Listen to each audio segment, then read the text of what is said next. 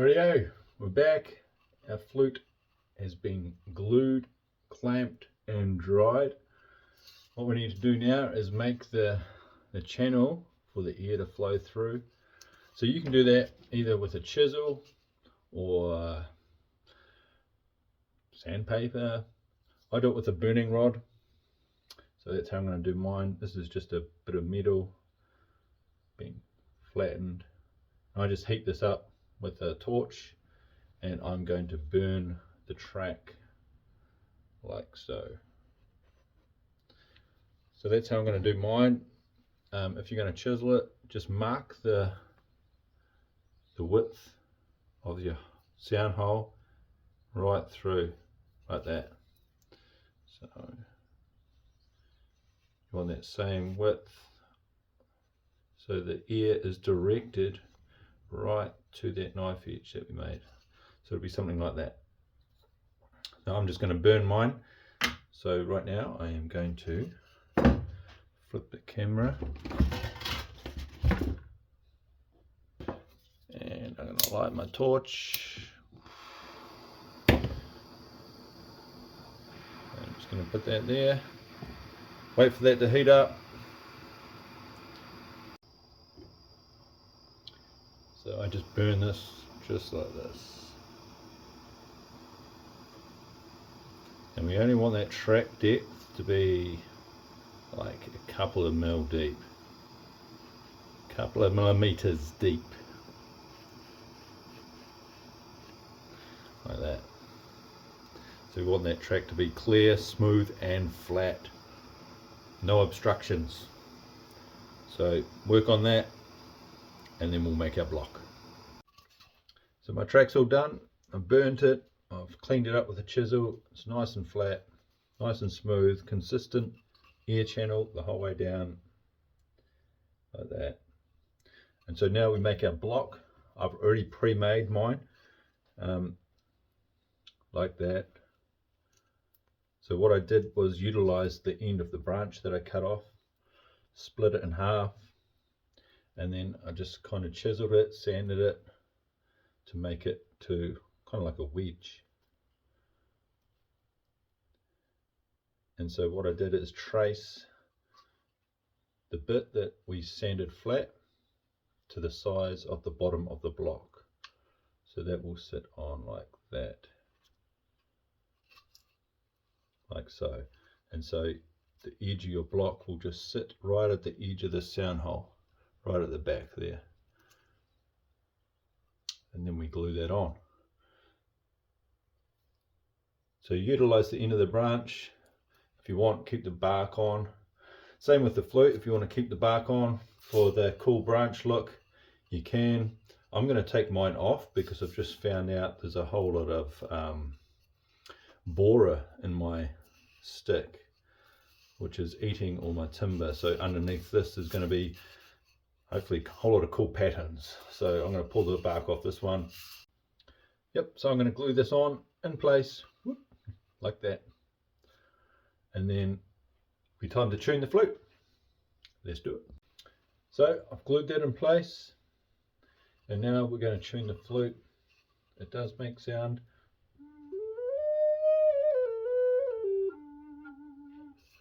But I don't want such a deep sound.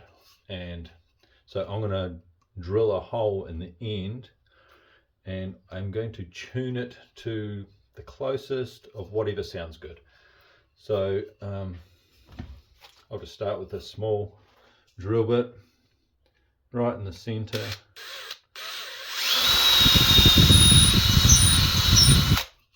Like that. And then I'm just going to go up to another size.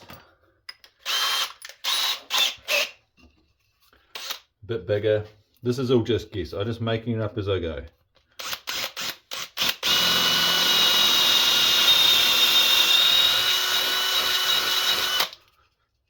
Shake all the bits out.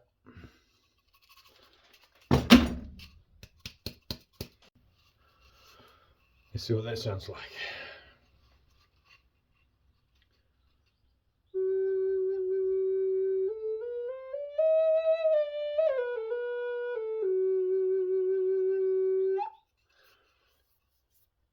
I reckon I'm going to go a wee bit bigger.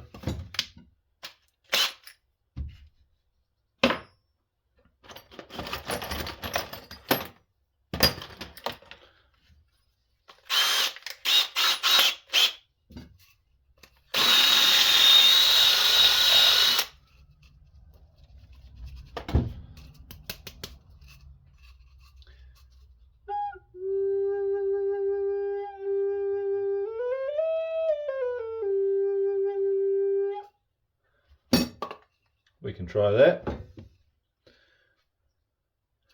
Right, we'll tune it and see how we go.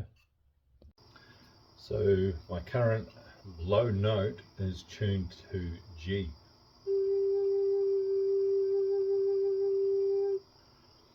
So the first note, first open hole,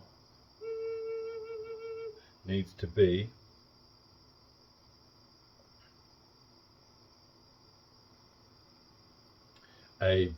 A sharp or a B flat. So currently that hole is sitting at A on my tuner here. You can't see it, but it's sitting at A. So what I need to do to make that whole note sharper, I need to make that hole bigger. And so this is where it's really important, where you just slowly increase the hole size. And this is why I like using a burning rod with a pointed tip. So it starts off really small and then opens up to a bigger hole. So I use that, or you can, if you've got a full set of drill bits, you can just go slowly, go up in increments until you get to the right note. So I need to go up, so I need to make that hole bigger. So I'm going to use my burning rod, which is currently burning. I'm just going to slowly open up that hole until we get to the A sharp or the B flat.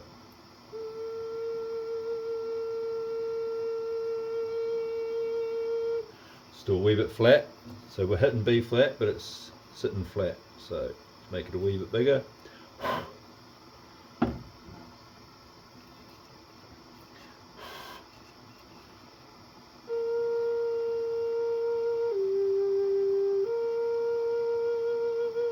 Perfect.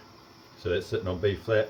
The next note in the G minor pentatonic scale after the B or the A sharp is the C. So the next note needs to be a C. So it's currently sitting at a B.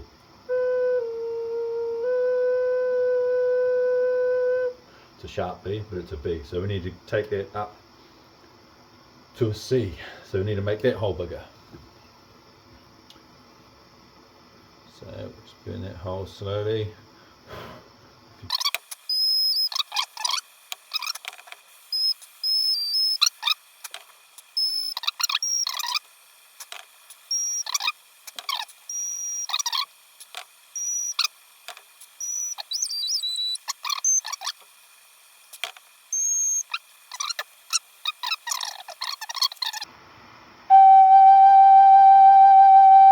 It's pretty good.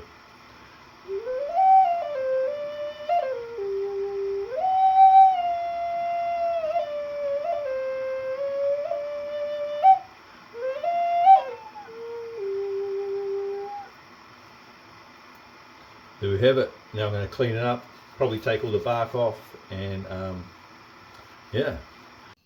So here we go, the final result. I took the bark off. As you can see, there was quite a bit of borer underneath the bark. Made some cool patterns on the flute.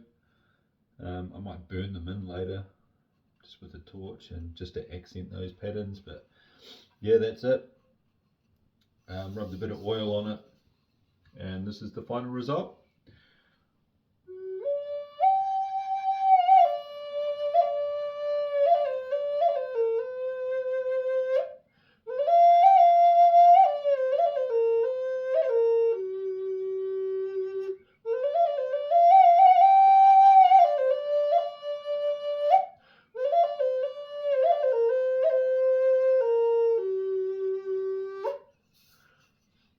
And that's how you make a brush flute.